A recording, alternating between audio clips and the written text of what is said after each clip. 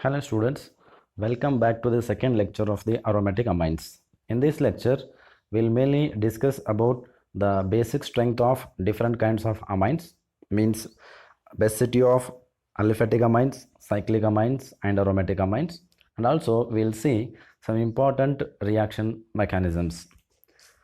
You are already familiar with the terms like acidity and basicity, acid and base. Now here we'll discuss only about what basicity of these amines. So here basicity is nothing but what? It is the measure of strength of a compound's affinity for a proton. Means how much readily the compound can donate its electron to the hydrogen or proton. That is what we express it in terms of basicity. Here you can see the amines are relatively weak bases. So when the amines are compared with hydroxide alkoxide and alkanide ions, in such case these amines are acting as what? Weak bases, but they are stronger bases than the water. So amines acts as both nucleophile and as well as base. The nucleophilic and basic character of amines is mainly attributed to the presence of lone pair of electrons on the nitrogen atom. Here I have mentioned two examples over here where you can see in which case amine acts as a nucleophile and in which case it acts as a base. See, in these two reactions, in the first one where the amine is acting as a nucleophile, methylamine, so here I have taken methylamine. So in that nitrogen is having lone pair of electrons and these lone pair of electrons are donated to the carbon atom of the methyl halide so that it forms a quaternary ammonium salt. Similarly, in the second reaction where it acts as a base, here also the lone pair of electrons of the nitrogen atoms are donated to the hydrogen or proton of the hydrogen halide. Here also we will get the what? Quaternary ammonium salt.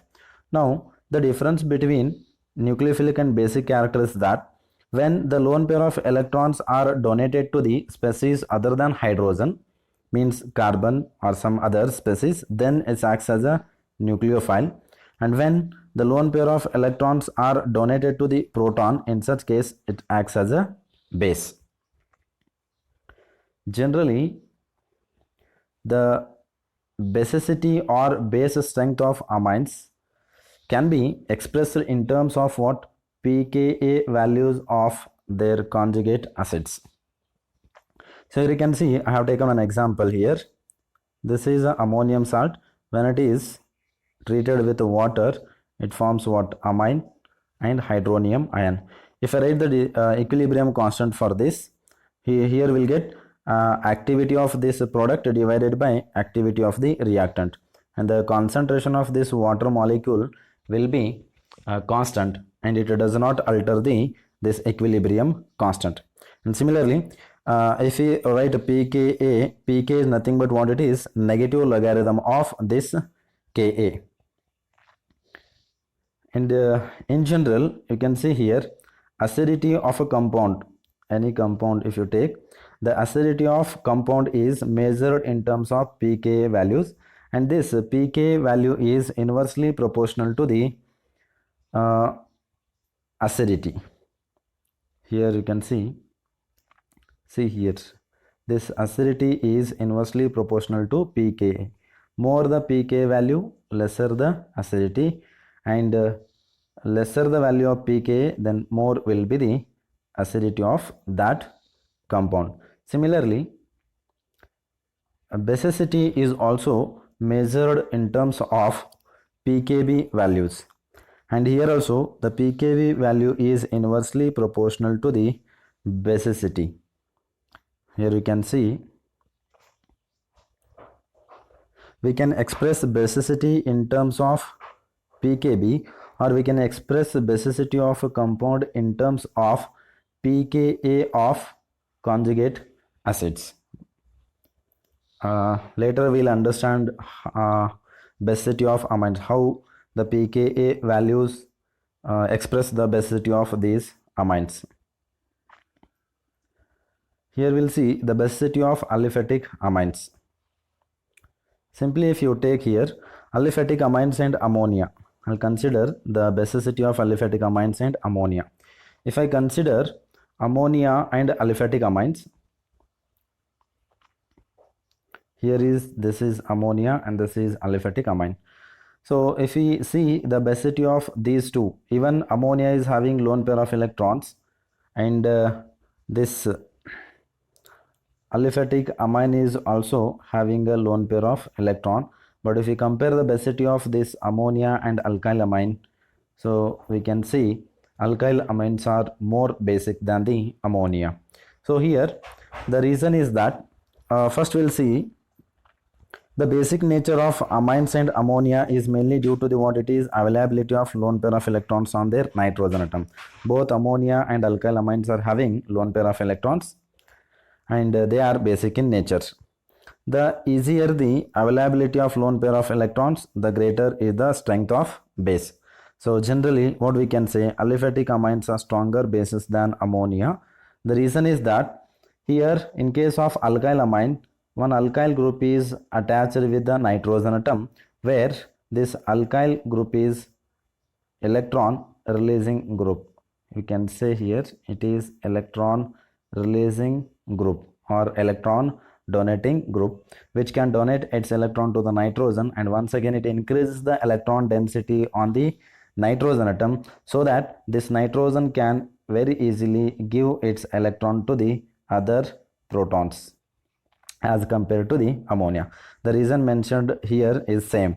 The alkyl groups are electron releasing groups, means it exhibit a plus I effect, so which increase the electron density on the nitrogen atom, and therefore they can donate electron pair of electrons donate electron pair more easily than the ammonia.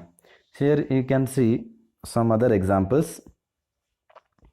So whatever the examples here I have mentioned, these are all the conjugate acids of the corresponding amines. If you take here simply ammonia, NH3, and here it is CH3, I'll take NH2,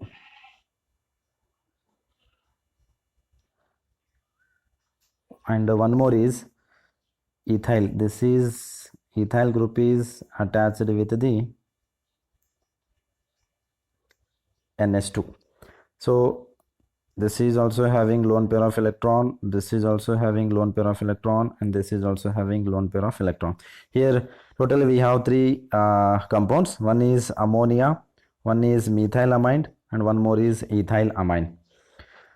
So when this ammonia donates its electron to the proton, it forms a conjugate acid, this ammonium ion. And similarly, when this methyl amine donates its electron to the proton, it forms this methyl ammonium ion. And similarly, when this ethyl amine donates its electron to the proton, it forms ethyl ammonium ion. So whatever I have mentioned here, these are all the conjugate acids of these amines. Now what we have to do is we have to compare the basicity of all these ammonium ions with the help of their pKa values. So here the pKa value of ammonium ion is 9.6. pKa value of, just a second, we'll see now. Okay, pKa value of ammonium ion is 9.26, whereas the pKa value of methyl ammonium ion is 10.64, whereas the pKa value of ethyl ammonium ion is 10.75. In the previous slide we already seen that basicity is directly proportional to the pKa value of the corresponding conjugate acids. Now among all these three ammonium ions, the ethyl ammonium ion is having larger value of pKa than the methyl ammonium ion, and methyl ammonium ion is having larger value pK value than the ammonium ion. So now what we can say, ethyl amine is stronger base than the methylamine, and methylamine is more basic or stronger base than the ammonia. So here how we decided or compare the basicity of different kinds of amines with the help of pK. In general, what we have to remember is basicity is directly proportional to the pKa value of the corresponding conjugate acids. The conjugate acid which is having larger pKa value, that will be more basic than the one which is having lower pKa values. Next one is, here you can see the substituted ammonium ion formed from the amine gets stabilized. So why the basicity of this one is greater than this? It is mainly due to the what it is plus I effect. Here if you see, in ethyl ammonium ion, plus I effect is more as compared to the methyl ammonium ion, and the alkyl group which stabilizes the charge present on the nitrogen, that will be more stronger than the one which stabilizes the charge on the nitrogen very less. So the substituted ammonium ion formed from the amine gets stabilized due to dispersal of positive charge by plus I effect of the alkyl group. This is what about basicity of aliphatic amines. If you have any difficulties in basicity of aliphatic amines, you can comment your questions in the comment section of the YouTube, or you can WhatsApp me your questions. Next one is basicity of aryl amines. In general, aryl amines are weaker bases than the alkyl amines. So next we will see why these aryl amines are weaker bases than the alkyl amines. Just here we will see the basicity of aryl amines and aliphatic amines. If we compare the basicity of aryl amines with the aliphatic amines, so these aryl amines are less basic than the aliphatic amines. So here you can see one example is there. Is first one is aliphatic amine, this is cyclic amine, and the next one is aromatic amine, next one is substituted aromatic amine. So here you can see the pK value of cyclic ammonium ion is 10.64, pK value of aromatic ammonium ion is 4.58, whereas the pK value of a substituted anilinium ion or aromatic amine is 5.08. So in general, what we can say, the basicity of this cyclic amine is greater than that of the aromatic amine, and whereas this aromatic amine is having lesser pK value than the substituted aromatic amine, hence it is less weaker base than the substituted aryl ammonium ion. So here we will see the reasons for this. First one is that in case of cyclic amine,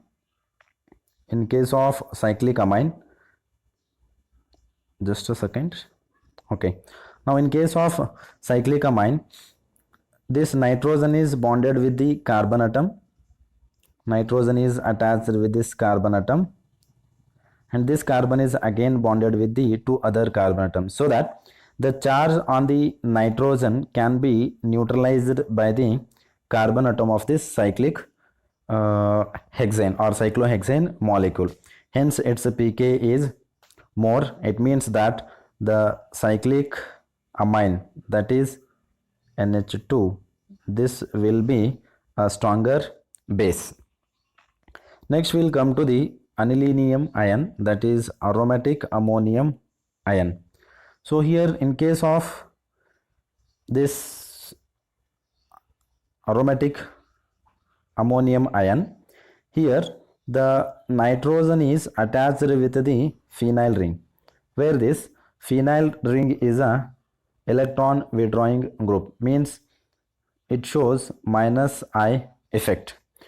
So the charge which is there on the nitrogen cannot be neutralized by this phenyl ring, because of which it is weaker base than the cyclic amine.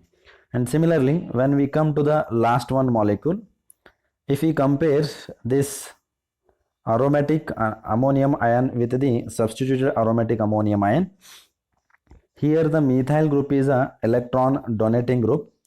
So this electron donating group shows plus I effect, and it can stabilizes the charge present on the nitrogen atom little bit as compared to the this anilinium ion.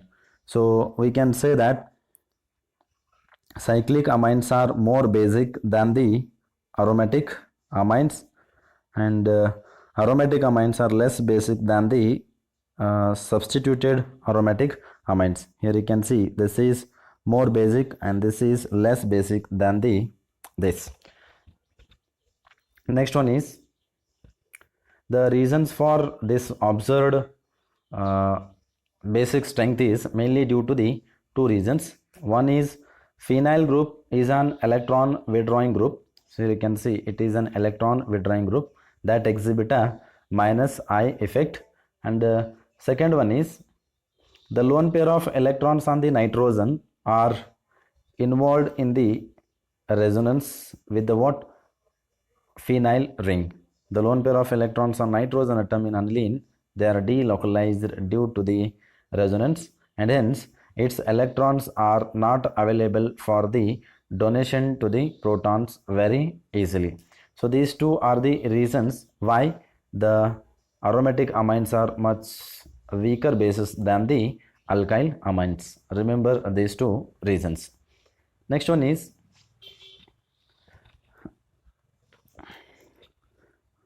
in this slide we can conclude the basicity of all the different kinds of aliphatic and cyclic and aromatic amines. Here you can see I have taken here ammonia. If we see the basic character of methyl amine and cyclic amine, methyl amines are more basic than the these cyclic amines as compared to the this amine, simply ammonia. So it is mainly due to the plus I effect of the alkyl groups. Now if we see the aniline, that is aryl amine. So these aryl amines are less basic than the aliphatic amines as well as this ammonia. It is mainly due to the minus I effect of the phenyl ring. So this is all about what? The basicity of amines. Next one, this is the most important, amine salts as a phase transfer catalyst.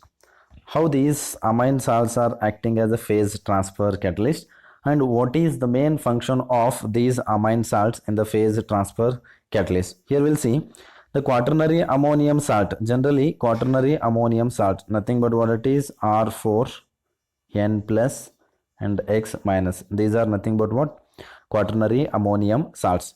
These are especially useful because they are somewhat soluble in both water and as well as non-polar organic solvents. Means these quaternary ammonium salts are soluble in both aqueous medium as well as in organic medium. Because of that reason they are most important catalysts in the some reactions. Now here we have a question: what is the main function of phase transfer catalyst in the reaction? The answer is that so phase transfer catalyst move ionic reagents into the organic solvents. So here these ionic reagents are insoluble in organic solvents. Generally we require some reagent, nothing but what? A catalyst, to transfer these ionic reagents into the organic solvents in order to make them soluble. Here we can see with the help of examples over here. Here we have example: cyclohexene, when it reacts with a mixture of this chloroform and sodium hydroxide, the chloroform and sodium hydroxide, it generally generates carbene, CCl2. That is what we call it as carbene.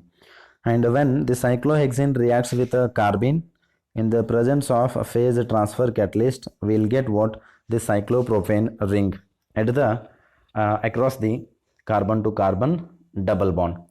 In this reaction, so you can see the reaction generates dichlorocarbene, which is a reactive intermediate by the alpha elimination using sodium hydroxide.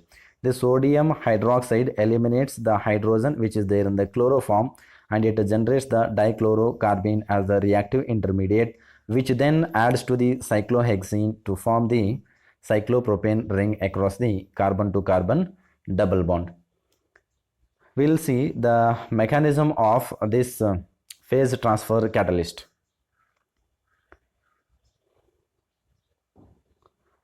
Now in this case, here I have two beakers, one is A and one is B. In beaker A, before adding this phase transfer catalyst, tetrabutyl ammonium chloride, which is acting as what? Phase transfer catalyst, PTC. It is acting as what? Phase transfer catalyst. So you can see in the beaker A, NaOH is soluble in water, so it is entirely present in the aqueous layer. Similarly, this cyclohexene is present in the chloroform layer, that is organic layer, and it is soluble in the chloroform. Here you can see, before adding phase transfer catalyst, NaOH can dissolve in water but not in chloroform. This NaOH is soluble in H2O but not in chloroform, and it is entirely present in the aqueous layer. Similarly, cyclohexane is dissolved in chloroform but not in water, means the cyclohexane cannot be dissolved in aqueous layer. So hence this cyclohexane is entirely present in the organic layer only. Now when we see the B, that is this beaker B, in beaker B, when we add this tetrabutyl ammonium chloride as the phase transfer catalyst, what will happen? This tetrabutyl ammonium chloride reacts with this NaOH and it forms a ion pair, that is tetrabutyl ammonium hydroxide. Now the bulkier group which is there, which is attached to this nitrogen, so makes it less soluble in the aqueous medium and makes it more soluble in the organic layer. So because of which this tetrabutyl ammonium ion, hydroxide ion, move towards the organic layer and it is soluble in the organic layer. You can see the flask B shows the reaction after adding tetrabutyl ammonium chloride, a phase transfer catalyst. Here we will see the overall mechanism in this reaction. Tetrabutyl in aqueous phase, what will happen when we add the phase transfer catalyst, that is tetrabutyl ammonium chloride, which reacts with the NaOH which is there in the aqueous layer and it forms a tetrabutyl ammonium hydroxide ion pair. Now this tetrabutyl ammonium ion forms this ion pair with a hydroxide ion. Now this ion pair has large alkyl groups. So here you can see this is tetrabutyl group is what it is, bulkier group.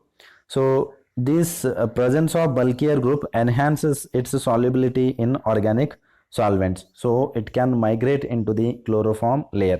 What will happen when the tetrabutyl ammonium chloride reacts with the sodium hydroxide which is there in the aqueous layer? It forms a ion pair. Now this ion pair is less soluble in the aqueous medium because of the presence of this bulkier group, and hence it is soluble in organic solvent and it migrates towards the chloroform layer. When it comes to the organic phase, in the organic phase already this we have tetrabutyl ammonium hydroxide. Now this tetrabutyl ammonium hydroxide reacts with this CHCl3, that is chloroform, and this OH minus takes the alpha hydrogen atom from the chloroform and this generates the dichlorocarbene reactive intermediate. Now this reactive intermediate dichlorocarbene reacts with this cyclohexene and it forms a new cyclopropane ring. So this is what the overall mechanism, how the amine salts are acting as a phase transfer catalyst. So only thing is that, so we require OH minus ion to eliminate the alpha hydrogen atom from the chloroform, so which is soluble in aqueous medium. It can be brought to the organic layer with the help of this phase transfer catalyst, that is tetrabutyl ammonium hydroxide ion. We'll see one more example here. In the organic phase, what will happen? The hydroxide ion is more reactive than in the aqueous phase. It is because there is no solvation of hydroxide ion takes place in the organic phase. But if you consider this ion pair in the aqueous medium, what will happen? The OH minus ions will be surrounded by the water molecules, means the OH minus ion will be solvated in the aqueous medium. So because of which it will be less soluble in the aqueous phase and it is more soluble or more reactive in the organic phase. Hence this hydroxide ion reacts with the chloroform to give dichlorocarbene, which then reacts with cyclohexene to give the cyclopropanated product, means we will get a new cyclopropane ring across the carbon to carbon double bond. Similarly, we have one more example over here. This NaCN is soluble in aqueous phase, means it is soluble in water, but it is not soluble in the organic layer. So in order to make it soluble in the organic layer, what we have to do? We have to react this NaCN with the what? Tetrabutyl ammonium chloride, which is nothing but what? A phase transfer catalyst. And this is organic insoluble. Now when this ion is formed, this ion pair is soluble in the organic phase. Now this tetrabutyl ammonium cyanide, which then reacts with the alkyl halide, then what will happen? We'll get what? The Cl is replaced by the Cn, means Cl is substituted by the Cn. We'll get what? Alkyl cyanide as the product. This is another example for the phase transfer catalyst. Next one is mechanism of some important reactions. We'll see some important reactions. First one is Hoffmann rearrangement reaction. This Hoffmann rearrangement reaction is also known as Hoffmann degradation. So here what will happen? In this reaction, the primary amide is converted into a primary amine. How? So when this primary amide is treated with a halogen in a strongly basic medium, what will happen? That converts the amide into corresponding primary amine. Here you can see the general reaction. This primary amide, when it reacts with a chlorine or bromine, whatever you can take, which halogen. So when it reacts with a chlorine or bromine in presence of aqueous NaOH, it eliminates carbon dioxide and it forms what? Primary amine. Nothing but what it is, there is migration of this alkyl group towards the amine group.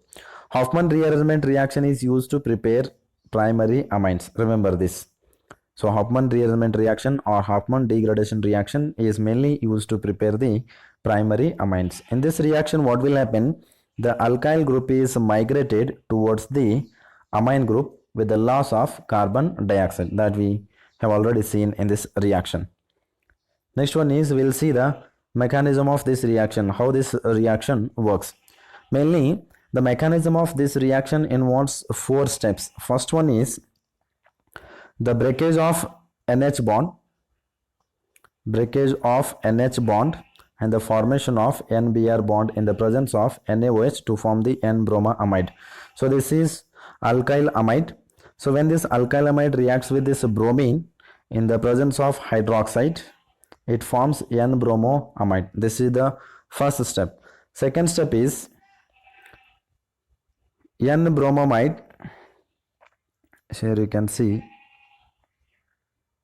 okay, migration of alkyl group towards the amine, that is adjacent nitrogen atom, to displace the bromide ion, and followed by deprotonation will get what? alkyl isocyanate as the intermediate. Here you can see we have N-bromoamide. The alkyl group migrates towards the nitrogen and it displaces the bromide ion, and similarly we'll get what? The alkyl isocyanate. So this is the alkyl isocyanate as the intermediate. So these are the mainly two steps. In the first step there is a breakage of what? NH bond, and the formation of N-Br bond takes place. And in the second step what will happen? The alkyl group migrate towards the nitrogen atom and displaces the bromide ion, and simultaneously it forms what? Alkyl isocyanate as the intermediate. Now step 3 is the attack of water molecule on the isocyanate to form the carbamic acid. Here you can see this carbon is carbonyl carbon and it will be electrophilic in nature. And now lone pair of electrons on this water, lone pair of electrons of the water attacks on the carbonyl carbon and they form the what? Corresponding carbamide. Here you can see, yes, this is the carbamide. Now the last step is thermal degradation of the carbamic acid gives primary amine with the loss of carbon dioxide. So here you can see the mechanism.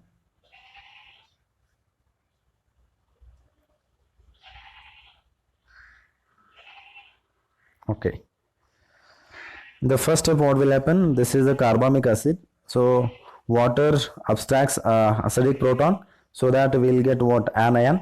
So this anion further loses the carbon dioxide. Now we will get the what? Alkylamide ion. So this alkylamide ion abstracts the proton from the hydronium ion and we will get what? This primary amine. So this Hoffmann rearrangement reaction is nothing but what? Conversion of primary amide into a corresponding primary amine. So here again we have two more examples. One is benzamide. When benzamide reacts with a bromine in presence of aqueous NaOH, we will get what? Aniline. Means this phenyl group is migrated towards this nitrogen atom. Similarly, in the second example, 2-phenyl propanamide. So this whole group is migrated towards this amine and carbon dioxide will be eliminated. So that we'll get 1-phenyl ethane 1-amine as the product.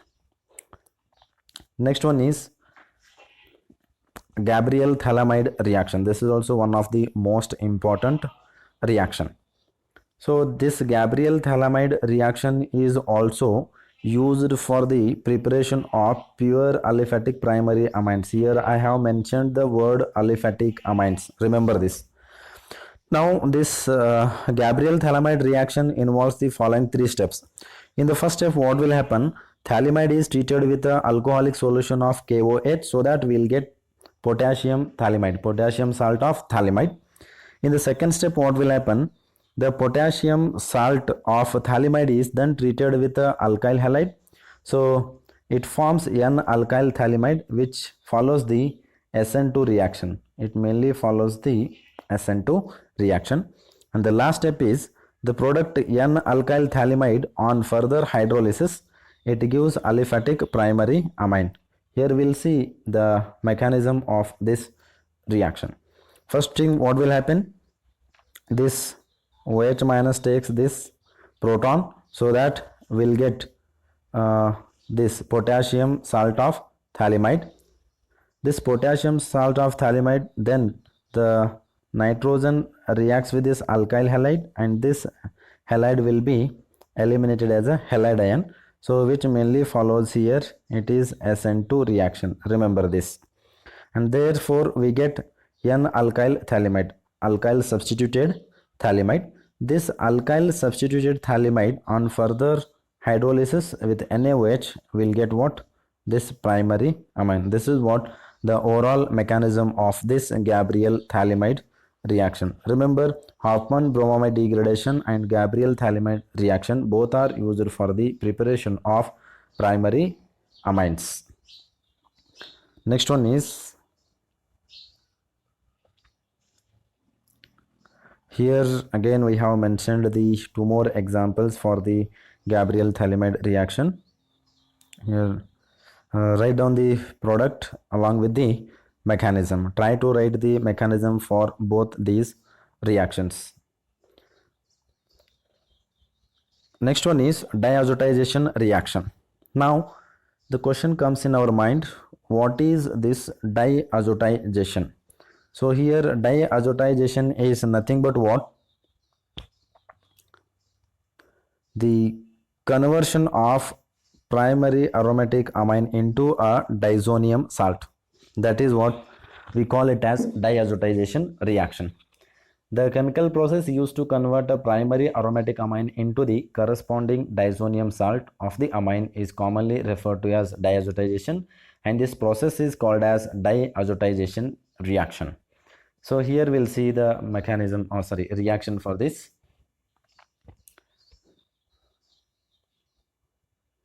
Generally, the preparation of these diazonium salts involves the reaction of an aromatic amine. Whenever we are going to prepare the diazonium salts, what we have to do? We have to react the aromatic amines with the nitrous acid. Then only we will get what? Diazonium salt. Similarly, we will get alkyl diazonium salts, but these alkyl diazonium salts are unstable and they readily undergo decomposition to give the what? Carbocation and eliminate the stable N2 molecule. So we are not going to prepare the diazonium salt from the aliphatic amines. Remember this. So this is what the aromatic amine, when it is treated with a mixture of NaNO2 HCl, nothing but what? It generates a nitrous acid. In the presence of another acid, we'll get what? This diazonium salt. The mechanism already discussed in the previous video, but once again we'll see the mechanism of this diazotization. So here what will happen? This nitrous acid in the acidic medium, it forms what? Protonated nitrous acid. This protonated nitrous acid loses water molecule and then it forms a nitrosonium ion. This is a reactive intermediate. Now what will happen? This aromatic amine, when this aromatic primary amine reacts with nitrosonium ion, will get what? N-nitrosoaminium ion. So this N-nitrosoaminium ion on reaction with a water molecule, so we'll get what? N-nitrosoamine.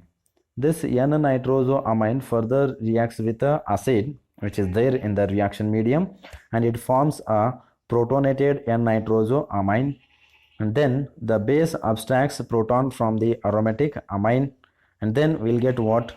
Diazohydroxide. This diazohydroxide on treatment with the acid and followed by the loss of water molecule gives arene diazonium salt. This is what the overall mechanism of the diazotization reaction. This is all about what the today's lecture. In the next lecture, we will discuss about some synthetic applications of these diazonium salts. If you have any difficulty in today's lecture, you can comment your questions in the comment section of the YouTube, or you can simply WhatsApp your questions on my number. Thank you for watching this video.